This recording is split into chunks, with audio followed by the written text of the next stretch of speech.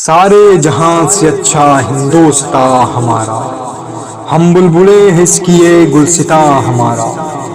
गोदी में खेलती हैं जिसकी हजारों नदियाँ, गुलशन है जिनके दम से रस के जिना हमारा। मजहब नहीं सिखाता आपस में बैर रखना, हिंदी है हम वतन है हिंदोस्ता हमारा। यूनान मिस्र रोमा सब मिट गए जहां से, अब तक मगर है बाकी नामो निशा हमारा। कुछ बात है कि हस्ती मिटती नहीं हमारी, सदियों रहा है दुश्मन दौरे जमा हमारा। सारे जहां से अच्छा हिंदोस्ता हमारा, हम बुलबुले हैं इसकी ये गुलसिता हमारा। नमस्कार साथियों, 300 साल पहले भारत दुनिया की नंबर 1 जीडीपी था और जो देश आज डेवलप्ड दिखाई देते हैं वो कभी भारत के आसपास भी नजर नहीं आते थे। लेकिन जब अंग्रेज भारत आए कटोरा लेकर तो उन्होंने भारत को नंबर 1 जीडीपी से कंगाल बना दिया। लेकिन तब भी हमने हार नहीं मानी और आज हम दुनिया की तीसरी इकॉनमी बनने की ओर अग्रसर हैं।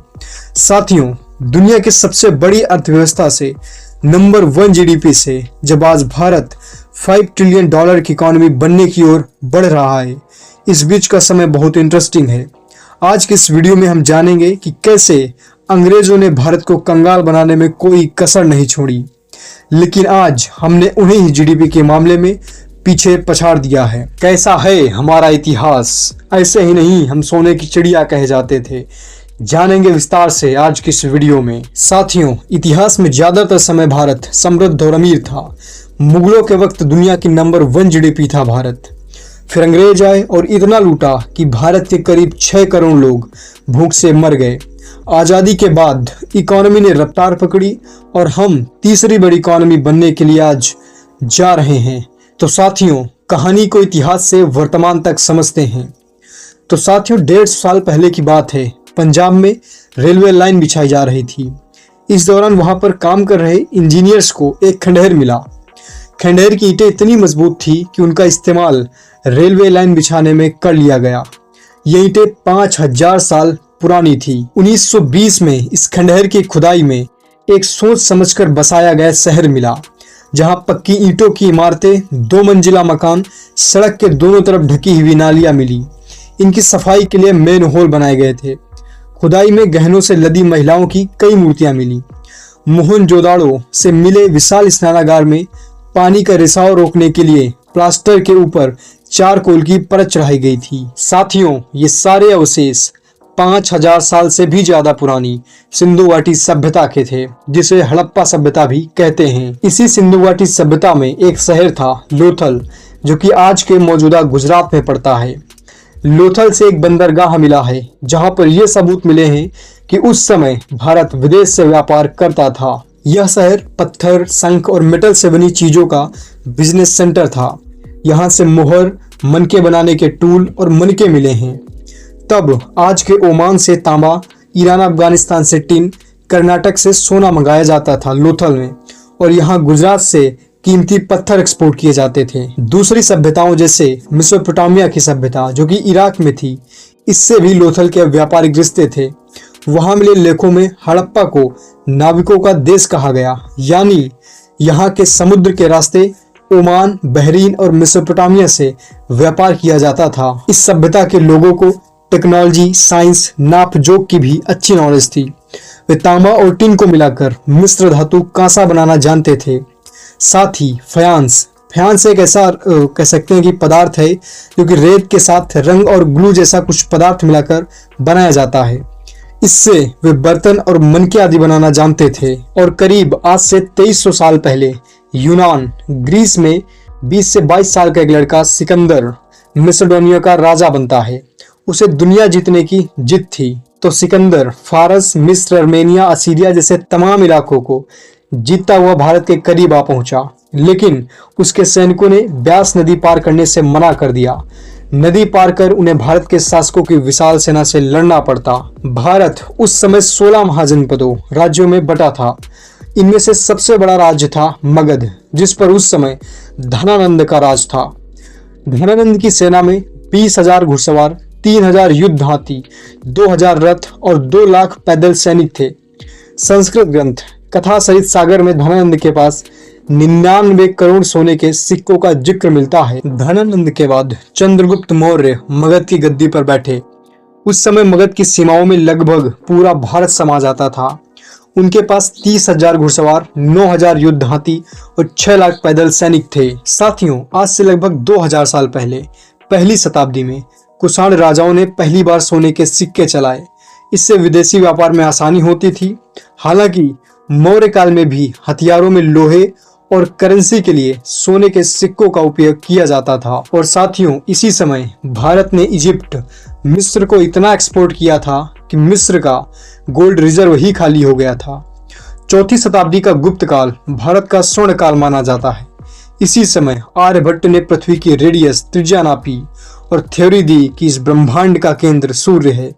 वराहमिहिर ने चंद्र कैलेंडर बनाया और आज से 400 से 500 साल पहले मुगलों ने भारत पर आक्रमण किया। इन्होंने पहले तो भारत को लूटा, लेकिन जब बाद में भारत में रहकर ही शासन करने लगे तो उस समय अकबर का रेवेन्यू ब्रिटेन की रानी से 64 गुना ज्यादा था। 16वीं से 18वीं सदी के दौरान भारत ग्लोबल बिजनेस का हब बन चुका था। ग्रोनिंगन यूनिवर्सिटी की एक रिपोर्ट के मुताबिक अकबर के समय सरकारी खजाने में जमा होने वाला टैक्स और रेवेन्यू आज के 87,980 करोड़ रुपए के बराबर है। वहीं समकालीन ब्रिटेन की महारानी एलिजाबेथ के सरकारी खजाने में हर साल सिर्फ 1363 करोड़ रुपए ही जमा होते थे। उस समय भारत में बना सामान यूरोपीय देशों में अमेरिकी निशानी माना जाता था। कश्मीर से केसर, ऊनी साल, मेवे, बंगाल से अनाज, कच्चा रेशम, मलमल, शाहजादपुर यानी इलाहाबाद से कागज, बयाना यानी आगरा से नील, गोलकुंडा से हीरे, मालाबार से काली मिर्च और अन्य मसाले देश के दूसरे हिस्सों सहित विदेश तक एक्सपोर्ट होते थे। सोने चांदी पर मुनाफा इतना बढ़ गया कि फ्रेंच ट्रेवलर और औरंगजेब के डॉक्टर रहे फ्रांसवा बर्नियर ने अपने रिकॉर्ड्स में लिखा है कि सोना और चांदी दुनिया के हर हिस्से में घूमने के बाद आखिर में भारत के भंडार में आकर दफन हो जाता है। साथियों, उस समय बंगाल का मलमल कपड़ा दुनिया का सबसे महंगा कपड़ा था। हार्वर्ड यूनिवर्सिटी के प्रोफेसर स्वेन बेकर्ट अपनी किताब Empire of Cotton a Global History में लिखते हैं कि ढाका के मलमल से बने कपड़े पहनने का अधिकार फ्रांस में सिर्फ वहां के राज परिवार को ही था। किसी अन्य को पहनने पर सजा मिलती थी। ढाका का मलमल दुनिया का सबसे महंगा कपड़ा था। 1851 के आसपास इसकी कीमत 5500 रुपए प्रति गज से 43,200 रुपए प्रति गज थी। यह कीमत आज से 7.50 लाख रुपए प्रति गज से 7.40 लाख रुपए प्रति गज के बराबर है। लखावर यानी बिहार में बने कपड़े विदेशों तक भेजे जाते थे। गुजरात और बिहार में रेशम बनाया जाता था। इसके लिए कच्चा माल बंगाल से आता था। राजस्थान में लोहा और तांबा, बिहार और सिंध से सॉल्ट पीटर और तटीय इलाकों से नमक का व्यापार होता था। 17वीं सदी के अंत में भारत आए फ्रेंच ट्रैवलर जीन बैप्टिस्ट टेमेनियर के अनुसार भारत सुख सुविधाओं के मामले में फ्रांस या इटली से कम नहीं था। साथियों, आज से 300 से 500 साल पहले मुगलों ने व्यापार का पूरा स्ट्रक्चर खड़ा किया हुआ था भारत में। मुगल बादशाहों ने देश के सभी बिजनेस सेंटर्स को आपस में जोड़ने के लिए सड़कों का जाल बिछा रखा था। सड़कों की निशानदेही और दूरी जानने के लिए कोस मीनार बनवाई थी। नदियों पर पुल और घाट बनवाए थे। सभी प्रमुख रास्तों पर सराय यानी धर्मशाला था। बड़ी सरायों में व्यापारियों को सामान रखने की जगह भी मिलती थी। मध्यकाल में सबसे ज्यादा इस्तेमाल किया जाने वाला जमीनी रास्ता रेशम मार्ग से जुड़ा था। बीजिंग से शुरू होने वाला यह रास्ता कासगढ़, समरकंद, बल्ख और काबुल से होते हुए सेंट्रल एशिया तक जाता था। भारत के अंदरूनी रास्ते लाहौर में इससे मिलते थे।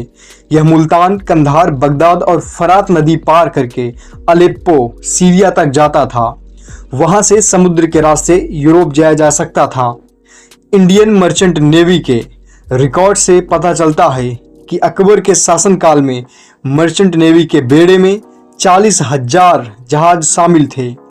इतिहासकार आशीन दास गुप्ता के मुताबिक 17वीं सदी तक भारतीय समुद्री व्यापार का स्वर्ण युग कहा जाता था। लेकिन साथियों, 1707 में औरंगजेब की मृत्यु के बाद मुगल कमजोर पड़ने लग गए। तो 1739 में ईरान के बादशाह नादिर शाह ने दिल्ली पर हमला कर दिया। ईरानी सैनिक 6 घंटे तक घरों और दुकानों में घुसकर लूटपाट और खून खराबा करते रहे। इतिहासकार जदुनाथ सरकार के मुताबिक इस कत्लेआम में करीब 20,000 लोग मारे गए। उस वक्त के मुगल बादशाह मोहम्मद शाह ने हार मान ली। उन्हें काबुल समेत कश्मीर से लेकर सिंध तक का इलाका नादिर शाह को देना पड़ा। 57 दिन तक दिल्ली में रुकने के बाद नादिर शाह उस जमाने के 15 करोड़ रुपए नगद ले गया। इसके अलावा 300 हाथी और 10,000 घोड़ों में भरकर कीमती हीरे जवाहरात लाद कर ले गया। इसमें मुगल बादशाह का मयूर सिंहासन, कोहिनूर, दरियाए नूर और ताजमहल जैसे बेशकीमती हीरे शामिल थे। इतिहासकार माइकल एक्सॉडी का मानना है कि अगर यह हमला न हुआ होता तो भारत में अंग्रेजों का राज शायद कभी न होता। उसके बाद अंग्रेजों ने भारत को नंबर 1 इकोनॉमी से कंगाल बनाने में कोई कसर नहीं छोड़ी। 17वीं सदी तक डच, अंग्रेज और फ्रेंच कंपनियां भारत आने लगी। उन्होंने बस्तियां बसाई और उनकी हिफाजत के लिए सैनिक जमा करने लगे। इसके बाद कमजोर पड़ चुके राजाओं और नवाबों को हराने लगे। इसके बाद शुरू हुए दमन और शोषण ने इंडियन इकोनॉमी को निचोड़ लिया। इकोनॉमिस्ट पॉल कैनेडी अपनी किताब the rise and the fall of the great powers में लिखते हैं कि ग्लोबल बिजनेस में भारत का हिस्सा करीब 25% हुआ करता था। वह 200 साल के ब्रिटिश काल में दशमलव में आ गया। सोच सकते हैं साथियों, अंग्रेजों ने किस कदर भारत को लूटा था। लेखक और सांसद शशि थरूर लिखते हैं कि 1600 में जब ईस्ट इंडिया कंपनी बनाई गई तब दुनिया की जीडीपी में ब्रिटेन सिर्फ 1.8% हिस्सा रखता था, जबकि भारत की हिस्सेदारी लगभग 23% थी। 200 साल बाद भारत पर शासन करने के बाद 1940 तक दुनिया की जीडीपी में ब्रिटेन की हिस्सेदारी 10% हो गई, जबकि भारत दुनिया का तीसरा गरीब देश बन चुका था जो बेसहारा और भूखा था। साथियों, 1857 की क्रांति के बाद भारत पर सीधे ब्रिटेन की महारानी का शासन हो गया। ब्रिटेन ने सिस्टमैटिक तरीके से भारत के सबसे बड़े सेक्टर किसानी और कपड़ा उद्योग को तबाह कर दिया। तब ब्रिटेन की कपड़ा मिलों में कपास अमेरिका से आता था। वहां 1861 में सिविल वॉर शुरू हो गया और सप्लाई ठप पड़ गई। ब्रिटेन ने भारत का रुख किया कि चलो अब भारत से कपास खरीदते हैं। तो डिमांड बढ़ी तो 3 आने पर केजी वाला बिकने वाला कपास 12 आने पर केजी हो गया। 1 रुपए में 16 आने हुआ करते थे। लेखक शशि थरूर अपनी किताब Inglorious Empire what the British did to India में लिखते हैं कि ज्यादा कपास उगाने के लिए किसान मोटा कर्जा लेने लगे और 1865 में अमेरिका में सिविल वॉर खत्म हो गया तो अमेरिका से सप्लाई शुरू हो गई ब्रिटेन के लिए। नतीजन अंग्रेजों ने भारत से कपास खरीदना कम कर दिया। साहूकार कपास खरीदने से मना करने लगे और किसान कर्ज में डूब गए। कर्ज न चुकाने पर उनकी जमीन नीलाम हो जाती। अब मजबूरी में किसान औने पौने दामों पर अंग्रेजों को कच्चा माल बेच देते थे। ये इंग्लैंड जाता, वहां कपड़ा बनता और भारत आकर महंगे दामों पर बिकता था। कंपनी ने भारत का कपड़ा उद्योग तहस नहस कर दिया। इकोनॉमिस्ट उत्साह पटनायक एक रिसर्च में बताती हैं कि 17वीं सदी में दुनिया का 25% कपड़ा भारत में बनता था। वहीं 1947 आते आते अंग्रेजों के भारत से जाने तक यह घटकर सिर्फ 2% रह गया था। 1765 से 1938 के बीच अंग्रेजों ने आज के हिसाब से भारत से करीब $45 ट्रिलियन के बराबर की संपत्ति लूटी थी। साथियों, आप अंदाजा लगा सकते हैं कि अंग्रेजों ने किस कदर भारत को कंगाल बना दिया था।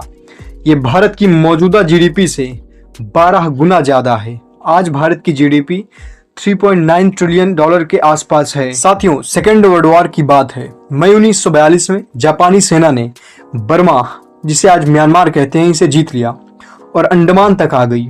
अंग्रेजों को लगा कि अब बंगाल में हमला करेगी जापानी सेना, तो अंग्रेजों ने बंगाल में जो घरों में अपने लोगों ने राशन रखा हुआ था, अंग्रेजों ने उसी राशन को जब्त कर लिया ताकि जापानी सैनिकों को कुछ भी ना मिले। इसका परिणाम साथियों यह हुआ कि बंगाल में 6 करोड़ से ज्यादा लोग भूख से मर गए। बंगाल में भयंकर भूखमरी फैल गई। गांवों और खेतों में लाशें दिखाई देने लगी। तभी अक्टूबर 1942 में बंगाल में आई चक्रवात से पश्चिमी मेदिनीपुर इलाके की फसल तबाह हो गई।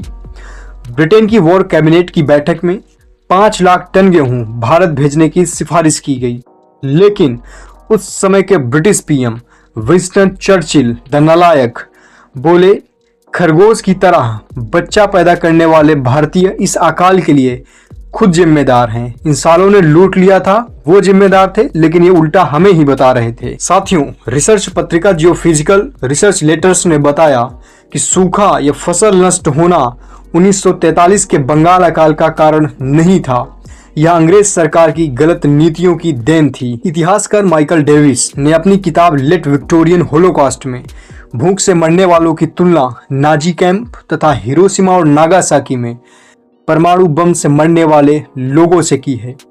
शशि थरूर लिखते हैं कि चर्चिल की नीतियों के कारण करीब 40 लाख बंगाली भूख से मर गए। पूरे ब्रिटिश शासन के दौरान करीब 6 करोड़ लोग भूख से मारे गए। उसके बाद साथियों, अंग्रेजों को भारत को आजाद करना पड़ा 1947 में, और फाइनली पंडित जवाहरलाल नेहरू भारत के पहले प्रधानमंत्री बने। तो नेहरू एरा में सरकार ने कंपनियां शुरू की, इंडस्ट्रीज बनाई, लेकिन आज़ादी के वक्त भारत की आबादी गरीब, कम पढ़ी लिखी, धार्मिक और सामाजिक मतभेदों से भरी थी। यहाँ से भारत की इकोनॉमिक हिस्ट्री का नया चैप्टर चालू हुआ। देश के पहले प्रधानमंत्री जवाहरलाल नेहरू ने पंचवर्षीय योजना की रणनीति अपनाई। 1951 की पहली योजना का फोकस खेती और सिंचाई था, जिससे देश के अनाज की जरूरत पूरी की जा सके। भारत ने ग्रोथ रेट के तय टारगेट 2.1% से ज्यादा 3.6% अचीव किया। दूसरी पंचवर्षीय योजना में उद्योग धंधों पर फोकस बढ़ाया। प्राइवेट सेक्टर में पूंजी की कमी थी, इसलिए सरकार ने खुद कंपनियां खड़ी करनी शुरू की। पंडित जवाहरलाल नेहरू ने बिजली और स्टील को इकोनॉमी की नींव के रूप में पहचाना। बिजली के लिए 1954 में हिमाचल प्रदेश में सतलुज नदी पर 680 फीट लंबे भाखड़ा मल्टीपर्पज प्रोजेक्ट का उद्घाटन किया। राउरकेला में जर्मनी, भिलाई में रूस और दुर्गापुर में ब्रिटेन के सहयोग से स्टील प्लांट लगवाए। 60 लाख टन स्टील प्रोडक्शन का टारगेट रखा गया। तेज इंडस्ट्रियलाइजेशन की चाह ने एग्रीकल्चर फंड लगभग आधा कर दिया। नतीजा ये हुआ कि अनाज की कमी बद से बदतर हो गई और महंगाई बढ़ गई। अनाज इंपोर्ट ने फॉरेन एक्सचेंज रिजर्व यानी फॉरेक्स खत्म कर दिया। 1962 में भारत चीन जंग ने हालात और खराब कर दिए।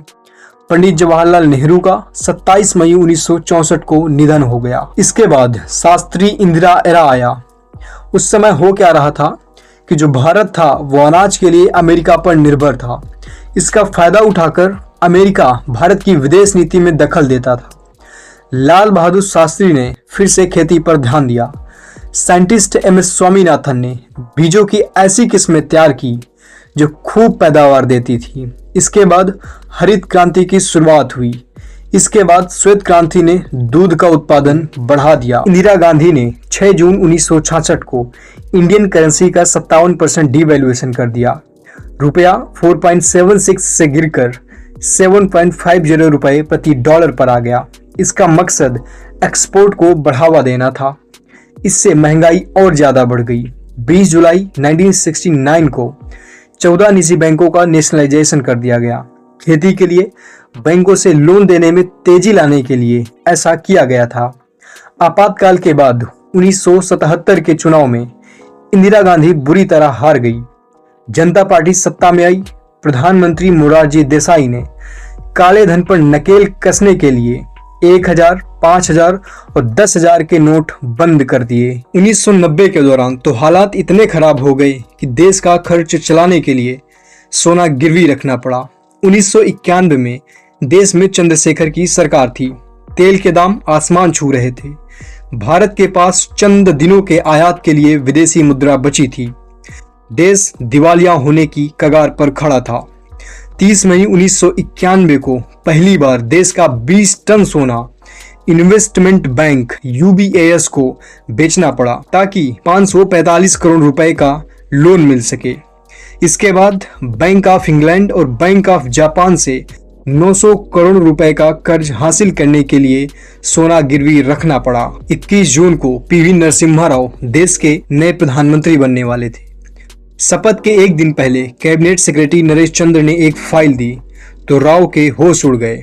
उन्होंने नरेश चंद्र से पूछा, क्या देश की इकोनॉमी इतनी खराब है? नरेश बोले, नहीं सर, इससे ज्यादा खराब है। विनय सीतापति अपनी किताब half lion how PV Narasimha Rao transformed India में लिखते हैं, शपथ ग्रहण के 3 घंटे पहले राव ने डॉक्टर मनमोहन सिंह को फोन लगाया, उन्हें वित्त मंत्री बनने का ऑफर दिया और कहा, अगर सक्सेसफुल हुए तो इसका क्रेडिट हम दोनों को मिलेगा, अगर फेल हुए तो तुम्हें इस्तीफा देना पड़ेगा। उसके बाद देश में एलपीजी रिफॉर्म आते हैं। 1991 में आए एलपीजी रिफॉर्म में ग्लोबलाइजेशन सबसे महत्वपूर्ण था। 1991 में ग्लोबलाइजेशन के बाद भारत का बाजार पूरी दुनिया के लिए खुल चुका था। कई सेक्टर्स में 100% तक विदेशी निवेश को मंजूरी दी गई।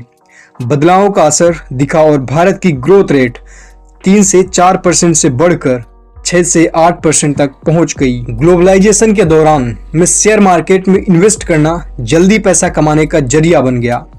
रामचंद्र एच पाटिल ने national stock exchange of India और अन्य संस्थानों की स्थापना में मदद की, जिसने भारत के पूंजी बाजारों की सूरत बदल दी।